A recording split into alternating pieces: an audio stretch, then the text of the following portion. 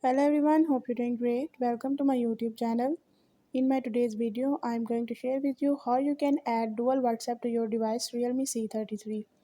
So if you want to add dual WhatsApp to your device Realme C33, you can add it by following the few steps which I'll be sharing with you in my today's video. But before that, hit the red subscribe button and the bell icon so you are the first one to know when I upload anything new.